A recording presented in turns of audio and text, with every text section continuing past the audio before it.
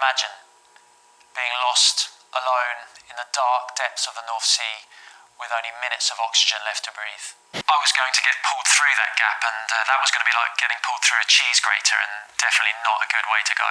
I thought to myself, how is this dark, lonely, ethereal place going to be the place that I die?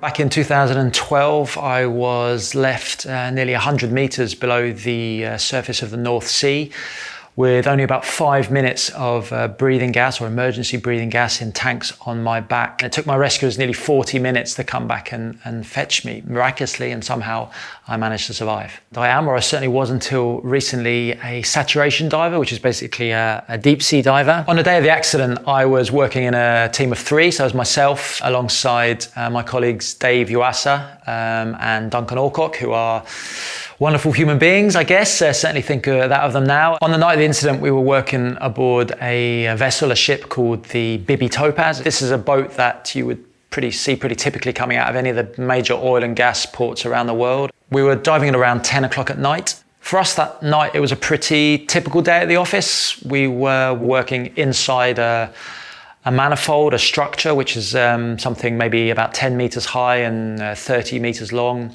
It contains a series of wellheads, and we were right in the middle of that really, so maybe about 15 meters inside, removing a section of pipework. And visibility was pretty good that night, but it was really just the kind of work that we would do day in, day out. There was certainly no indication at all of what was to come. And there was a 35 knot wind that night and about 6 meters of swell, so the boat was moving up and down about 6 meters, which is pretty rough. We'd been in the water about an hour, and up till that point, it had been very routine. We were feeling very happy about what we were doing, just running through the procedure. We have an open line of communication through an earpiece and a microphone inside our helmets to our dive supervisor. The first thing we knew that something was afoot was when we heard the alarms. But for us, hearing alarms is not an unusual set of circumstances. But there's just something about these that were just a little bit louder than normal, perhaps. But quite quickly after that, our dive supervisor, Craig Frederick, he said to us in no uncertain terms really that we just needed to put our tools down and make an orderly exit from the structure and get ourselves back to the diving bell. The diving bell is basically our taxi to work. It's just a spherical lump of metal really, which we climb inside every day and in which we are lowered down as a team of 3 to the seabed basically, which is our office. He didn't particularly explain what was going on. I don't think he perhaps needed to,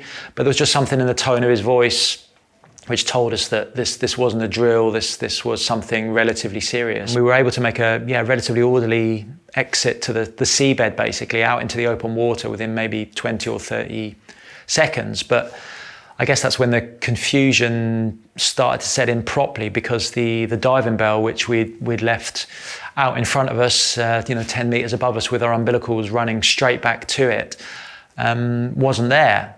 Up on the bridge, they had suffered a catastrophic failure, basically, of this dynamic positioning system. It's a system that has multiple backups, like all of our life support systems on the boat. So the computer has a backup computer, and the backup computer has another backup computer.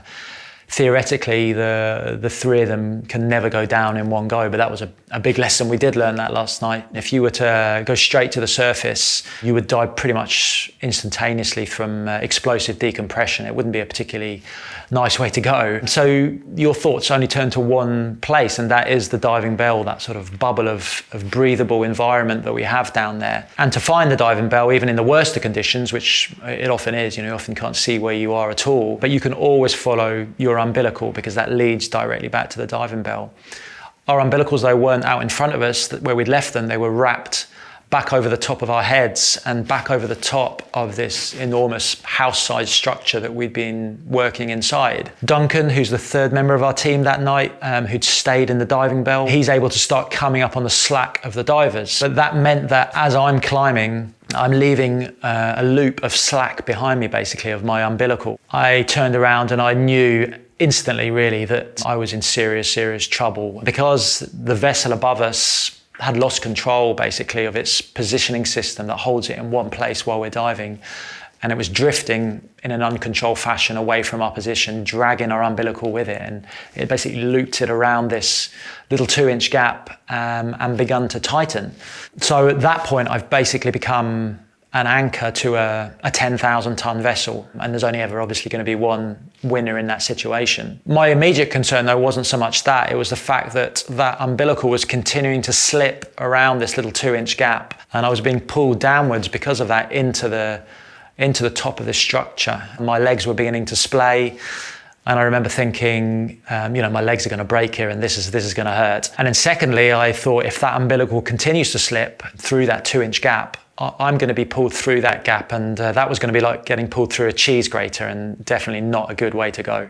Duncan is in no small amount of danger himself. If that umbilical rack had peeled off the wall and hit him and pulled him down into the water, there's absolutely no way any of us would have come home that night. The tension continues to come onto the umbilical as the boat moves away, and I think the next thing to go was the hose which provides us with the breathing gas. I think it must have stretched to the point that it was kinked. I had only minutes of oxygen, no source of heat, and I was lost alone in the darkness of the North Sea. And eventually, like a shotgun going off, very, very loud, violent sound, and this huge sort of nearly 3-inch thick umbilical snaps as the tension on it becomes unbearable. For me, that means that the tension is released, so I fall backwards actually off the top of that structure that I was being pulled into, and I clatter down basically the 10 meters down to the seabed and land on my back like a bit of an upturned turtle, really. And I remember pausing at that point I think almost in disbelief, really. I still don't think at that point I'd computed or I was thinking about what was happening, but I do remember that sense of disbelief. What on earth is happening here? What I can also remember is the almost absolute darkness, a darkness I don't think I'd ever seen before or seen since, really. I couldn't even see the shadow of my hand in front of my face. Imagine being lost, alone, in the dark depths of the North Sea with only minutes of oxygen left to breathe. I thought to myself, how is this dark, lonely, ethereal place going to be the place that I die? I have a very visceral sort of memory of the fear that I was feeling almost draining out of my body, almost physically pouring out of my feet as I realized I couldn't help myself. But my instincts told me really that I needed to get up. I needed to go upwards, back to the top of that structure. I needed to look up, find the diving bell and get back to it. Ultimately, after taking a few seconds to compose myself, got back on my feet. I needed to find that structure, which was probably only a couple of meters away from me, this enormous thing that's bright yellow, but in that darkness, I just could not see it at all. So a bit like, going to the toilet in the middle of the night, I put my hands out in front of me and took a couple of steps in hope, I think more than expectation, and was very, very fortunate in that I bumped straight into that sort of enormous metal structure. I could very, very easily have turned and gone in the other direction and walked out into no man's land effectively, which would have rendered, first of all, finding me and then subsequently rescuing me infinitely more difficult. So I remember being very worried or nervous that I would lose contact with it because I still couldn't see it. I was just feeling the metal of it, and I sort of edged my way along it looking for some way to climb up to the top.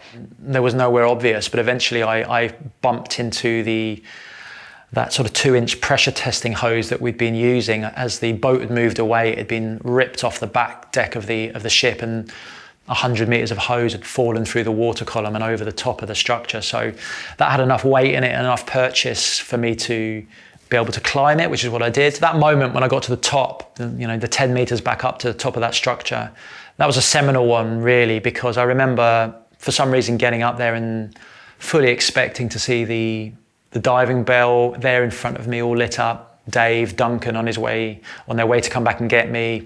Everything was going to be fine, like it always was. But there was nothing. There wasn't even a speck of light in the sea above me. And that's really the point at which I realized that this had turned from, a scary situation into one that was going to be life-threatening, So yeah, the beginning, I suppose, of some difficult moments. So up on the bridge, they are really struggling to regain control of the vessel, and at one point they're nearly 250 meters away from my position, which explains why I couldn't see them at all. But what they did have in the water that night was what we call a remotely operated vehicle. So it's just a flying camera, really, with a bit of a manipulator arm on it as well. And that had a tether that was nearly 300 meters long. So at one point they managed to get a signal off a beacon that I was wearing. and the remotely operated vehicle was able to swim over to my position. Once I passed into unconsciousness, my part in this story is kind of over, really. I'm just the damsel in distress from now on, at the mercy of the people above me coming to get me. Up above, they were continuing to wrestle with the vessel. They couldn't get it back under control. They were actually nearly 250 meters away from my position, so nowhere near close enough for Dave, who only has 50 meters of umbilical, to be able to get to me. They eventually solved that problem by they're a Norwegian crew, and they call this the Swedish solution. I don't think it's meant as a compliment, in that they simply turned the computer off and turned it back on again. That did the trick. It restarted and rebooted the computer.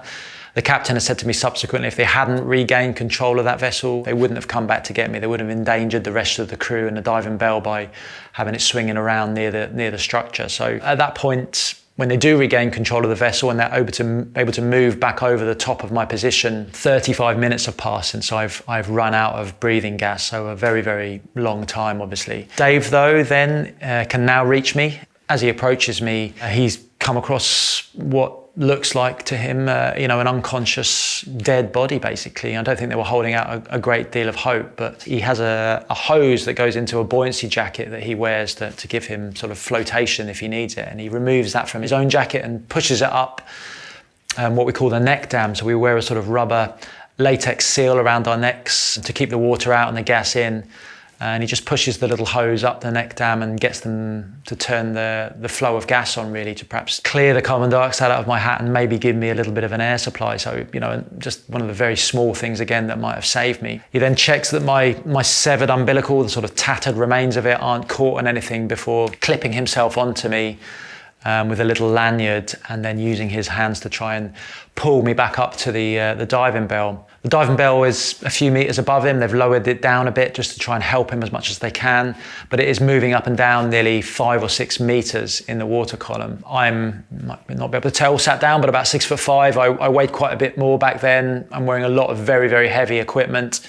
He doesn't have any buoyancy, I don't have any buoyancy. An absolutely monumental effort to be able to pull me back. It took me a little while to come back to consciousness and, fully and begin to appreciate what had gone on. I think I was a little bit naive to it, but I think the magnitude of what happened, of what had happened, it almost took years to come to terms with that, really. I was a little bit blasé about it, in truth, at the time. I remember thinking, yeah, this is not really such a big deal. This is gonna blow over. I actually decided not to tell anybody at home what had happened, because I thought, well, there's no need for them to know. There's no point worrying them. They're not gonna find out anyway. But literally within a couple of days, somebody came on the intercom into the chambers and said, you might want to phone home and tell them, because it's going in all the newspapers tomorrow. I carried on diving for, I think, 11 or 12 years after the accident, but I have stopped now. I enjoyed the life and the work, but there came a point when I really got sick of living in the chambers, I think. I felt a sense of relief, which maybe tells you its own story. It does have a stress and a pressure